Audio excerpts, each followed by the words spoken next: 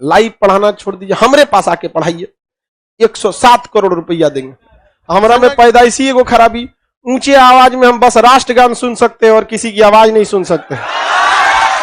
1857 की क्रांति में कानपुर से युद्ध किसने लड़ा था? नाना साहब। उन्हें देश प्रेम नहीं था, उन्हें अपना पेंशन नहीं मिल रहा था, इसलिए लड़े थे। 1857 की क्रांति हम लोग उसी समय आजाद हो गए रहते लोग, 90 साल पहले ही। अगर कोई देश प्रेम के लिए लड़ रहा होता तब पूना पे कब्जा कर लिया। अंतिम पेशवा बचे कौन थे? बाजीराव। पुणे की संधि किससे हुई होगी? बाजीराव। पुणे की संधि के तहत बाजीराव द्वितीय को अंग्रेजों ने कहा कि ससुरा इसको हराएंगे तो फिर बवाल हो जाएगा। बवाल कैसे हो जाएगा? जनता विद्रोह कर देगी। तो हम यहाँ कमाने आए हैं कि डेली डेली विद्रोह करने आए हैं? समझाएंगे कमाने। तो इसने कहा एक काम करते हैं, इसको थोड़ा सा 10 साल आगे का प्लान लेके चले सब। इन्होंने कहा, बाजीराव द्वितीय को कहा कि देखिए आप लिखित दीजिए कि मैं मराठा साम्राज्य अपनी इच्छा से छोड़कर जा रहा हूं, बदले में हम आपको पेंशन देंगे। क्योंकि अंग्रेजों को पता था पहले इनसे साम्राज्य छोड़वाओ ना, 5 साल बाद पेंशन बंद करना कौन बड़ी बात। नहीं समझ में आ गया?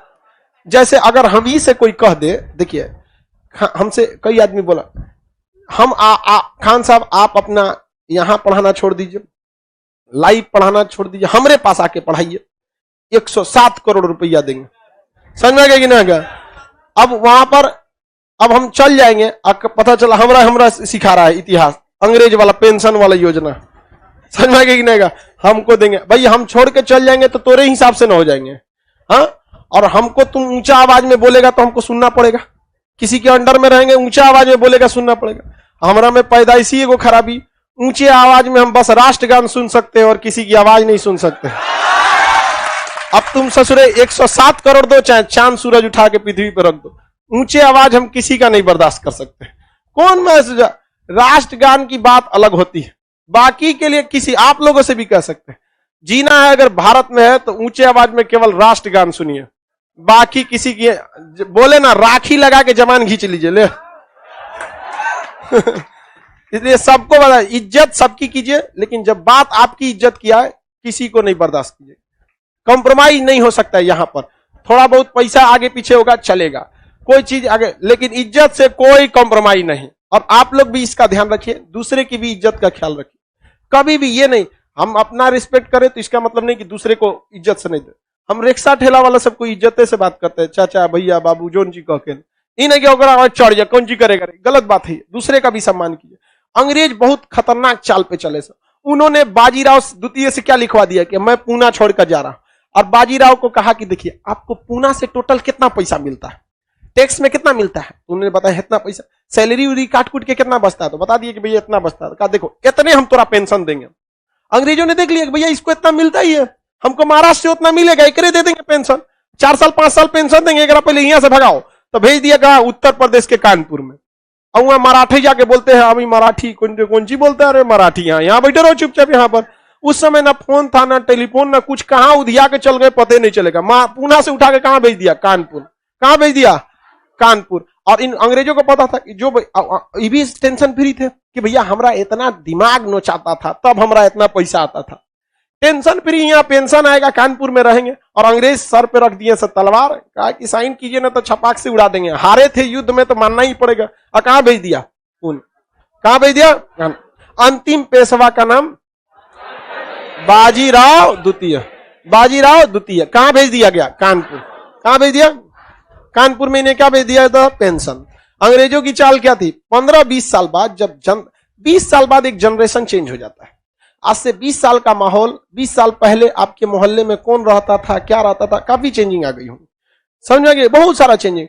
इन्होंने कहा कि भाई बहुत दिन हो गया, एक काम करते हैं इनका पेंशन बंद कर देते हैं। साम्राज्य पहले छीन लिया, अब पेंशन भी बंद कर दिया। अब खाएगा कौन चीज? मजदूरी करेगा। अंग्रेज का हमरा से कोई मतलब नहीं। बाजीराव द्वितीय बूढ़ा होके मर गए। इनका अपना बाल बच्चा नहीं था, ये गोद लिए थे, नाम था नाना साहब। नाना साहब। अब नाना साहब वाला नहीं जो तृतीय पेशवा, उनका भी एक आदमी के 2 नामों से नाना साहेब। तो बताइए पेंशन मिल किसको रहा था? इनके मरने के बाद पेंशन किसको मिलना था? अंग्रेजों ने कहा कि ना पेंशन ना मिलेगा। तो नाना साहब कहे कि हम खाएंगे कौन चीज, तो कहा घास भूस जो मन है खा लो, तो इनको चौपट कर दिया। अब बताइए ये नाना साहब को कोई अब महाराष्ट्र में जाएंगे कोई पूछेगा? पहला तो ये कि यहां से ये जा चुके हैं और इनके अनुपस्थिति में पूरा साम्राज्य किस पे कब्जा कर लिया है? अंग्रेजों ने। किसने? अंग्रेजों। इनको कहां भेज दिया? कानपुर। इसीलिए आप पढ़िएगा 1857 की क्रांति में कानपुर से युद्ध किसने लड़ा था? नाना साहब। उन्हें देश प्रेम नहीं था, उन्हें अपना पेंशन नहीं मिल रहा था, इसलिए लड़े थे। 1857 की क्रांति हम लोग उसी समय आजाद हो गए रहते लोग, 90 साल पहले ही। अगर कोई देश प्रेम के लिए लड़ रहा होता तब। नाना साहब जब तक पेंशन मिला अंग्रेजों का विरोध नहीं किए, क्योंकि अंग्रेज पेंशन देते समय कहते थे कि आप हमारा साथ देंगे तभी आपका पेंशन मिलता रहेगा। तो अंग्रेजों ने पेंशन देके भेजा किसको? बाजीराव द्वितीय। इनका दत्तक पुत्र यानी गोद लिया हुआ लड़का, दत्तक पुत्र किसे कहते हैं? गोद लिया। इनका नाम था धोंधू पंत। क्या नाम था? धोंधू पंत। इन्हें नाना साहब कहते हैं, जबकि ओरिजिनल नाम क्या था? धोंधू पंत। इनको धोंधू बना दिया सब कौन?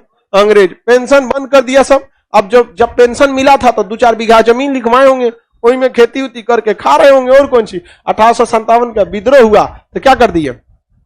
मार धार चालू कर दिए। अंग्रेज घेर लिया, से कहा तेरा पूरा खानदान के फाइल निपटे लो हम हुआ, तू अकेले कौन सी कर लेगा, और तू भी इस खानदान का नहीं है। क्या हुआ है? गोद लिया हुआ है। समझ में आ गया कि नहीं? क्या अंग्रेजों ने कहां भेज दिया इन्हें? कानपुर। अब बताइए तो नाना साहब ने विद्रोह में भाग क्यों लिया था? चलिए विद्रोह में भाग ले लिए तो ठीक बात है, पेंशन के लिए। यूपी में इनका कोई समर्थन देने वाला रहेगा नहीं, लेकिन यही विद्रोह महाराष्ट्र में हुआ रहता तो साथ दे देते सब, खानदान था अपना। अब मान के आप पटना में आके मार कीजिएगा, यहाँ कौन आएगा आपको बचाने?